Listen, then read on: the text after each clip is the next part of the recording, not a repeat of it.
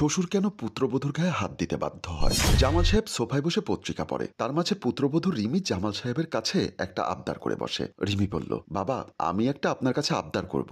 জামাল সাহেব বলল, আবদার করতে পারো, তবে এমন কোনো আবদার করো না যে আমি পূরণ করতে পারবো না। রিমি বলল, যে আবদার আমি করব তা যে কেউই না জেনে না দেখে রাজি হয়ে যাবে। বলুন আমার আবদারটা পূরণ করবেন? ঠিক আছে, বলো তোমার আবদারটা কি? আব্বা, আম্মা রুমে আছে না? তোমার আম্মা রুমে আছে তো? কেন? তাহলে এখানে সম্ভব না, আমার রুমে যেতে হবে। বৌমা, তোমার রুমে যেতে বলছো কেন?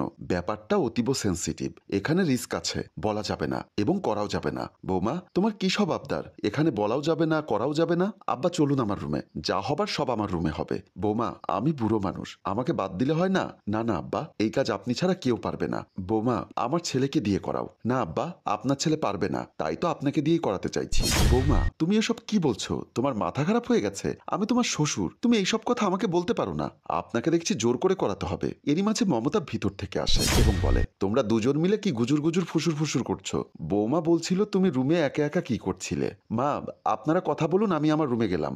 রিমি তার রুমে চলে গেল। আচ্ছা, আমাদের বউটা খুব ভালো, তাই না? শুধু কি ভালো, এমন বউ কজনের কপালে ধরে? সংসারে আসতে না আসতেই সংসারের হাল ধরে ফেলেছে, তাই না? আচ্ছা, সারাদিন বাসায় বসে থাকতে তোমার ভালো লাগে? একটু বাহিরে ঘুরে আসলে তো পারো। যাবো, সন্ধ্যার আগে একবার বের হব, উপর থেকে একটু ঘুরে আসি। জামাল দরজা খুলে বের হয়ে গেল। রিমি রুমে বিছানায় বসে ভাবছে, আমার শ্বশুরটাকে বুঝিয়ে শুনিয়ে রুমের কাছাকাছি নিয়ে আসলাম, শেষমেশ বুড়িটা এসে আমার সব শেষ করে দিল। যেভাবেই হোক বাবাকে দিয়ে করাতে হবে। ছাদের এক কোনায় জামাল সাহেব দাঁড়িয়ে ভাবছে, বৌমা আমার কাছে কি চাইতে পারে? বৌমার কথাবার্তা তেমন সুবিধার বলে মনে হচ্ছে না। যদি কোনো কেলেঙ্কারি হয় তাহলে আমি একেবারে শেষ। যা করতে বলে তা যদি ধরা খাই তাহলে আমি শেষ, মানে আমার সাথে আমার সংসারটাও শেষ হয়ে যাবে। না না, বৌমাকে বোঝাতে হবে। রোহান রুমে বিছানায় বালিশালান দিয়ে বসে আছে, হাতে একটা ম্যাগাজিন বই। তাতে চোখ বোলাতে এরই মাঝে রিমি আসে। রোহান রিমিকে টান দিয়ে রোহানের কাছে বসায় এবং রোহান রিমিকে আদর করতে চায়। তখন রিমি রোহানকে ধাক্কা দিয়ে ফেলে দিয়ে বলে, পারো তো শুধু আদর করতে, আর তো কিছু পারো না। তোমায় নিয়ে যে আমি কিভাবে সংসার করছি একমাত্র আমিই জানি। কেন, আমি তোমাকে কম কিছু করেছি নাকি? তুমি আমাকে যা করেছো অন্য কোনো মেয়ে হলে এতদিন তোমায় ছেড়ে চলে যেত। তুমি যাচ্ছ না কেন? তুমিও চলে যাও। কে তোমাকে হাতে পায়ে রশি বেঁধে রেখেছে?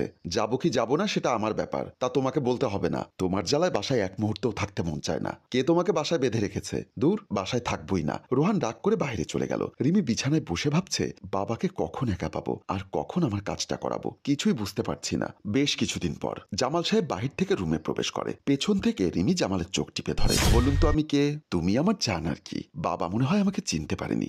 না হয়নি, ভালো করে বলুন, আমি তোমাকে চিনবো না? তুমি কলিজা।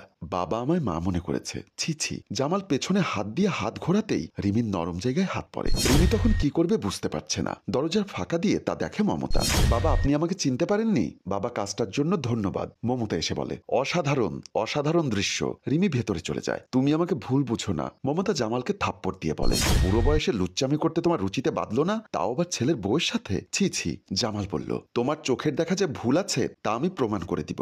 আর যদি প্রমাণ করতে না পারো তাহলে এই বয়সে আমি তোমার ঘর ছেড়ে চলে যাব। তাহলে শোনো। ফ্ল্যাশব্যাক। মমতা রুমে বসে আছে। রিমি মমতার কাছে এসে বলে, মা, রান্না করতে গেলাম, দেখি নুন তেল পেঁয়াজ ডাল তরকারি কিছুই নেই। তোমার বাবাকে বলো। বাবাকে বলেছি, বাবার নাকি কোমর ব্যথাটা বেড়েছে। মা, বাবার আশায় থাকলে আজ আর খাওয়া হবে না, তাই বলছিলাম মা আপনি দোকানে গিয়ে বাজারগুলো নিয়ে আসবেন। আমি বউ মানুষ, দোকানে কে কি বলে তাই আপনাকে বলছি। বুঝেছি, আমাকেই যেতে হবে। বৌমা তুমি যাও, আমি আসছি। রিমি চলে গেল। সোফায় জামাল ব্যথার অভিনয় করছে। রিমি দাঁড়িয়ে আছে। মমতা বেগম ভেতর থেকে এসে বলল, এই সংসারে আর কত শ্রম আমি দিব বলতে পারো?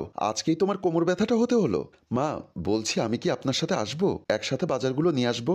না মা, তোমাকে দোকানে গিয়ে আমার মান সম্মান খোয়াতে হবে না, আমি আসছি। মমতা বাইরে চলে যায়। রিমি জামালকে ধরে বলে, বাবা চলুন আমার রুমে, আমি কোনো রিস্ক নিতে চাই না। আহা বৌমা, তোমার রুমে কেন যেতে হবে? বুঝলাম না। বাবা চলুন, রুমে গিয়ে কাজ শুরু করে দেই, না হয় আপনার বউ চলে আসবে, সমস্যা হবে। বৌমা, আমাকে তুমি কোন বিপদে ফেলছো আমি জানি না। রিমি জামালকে জোর করে ধরে রুমে নিয়ে যায়। রিমি জামালকে জড়িয়ে ধরে মোবাইলে কয়েকটা ছবি তোলে। তখন জামাল বলে, বৌমা এটা তুমি কি করলে? আমার ছবি ফেসবুকে আপলোড দিয়ে আমাকে ভাইরাল করে দিবে?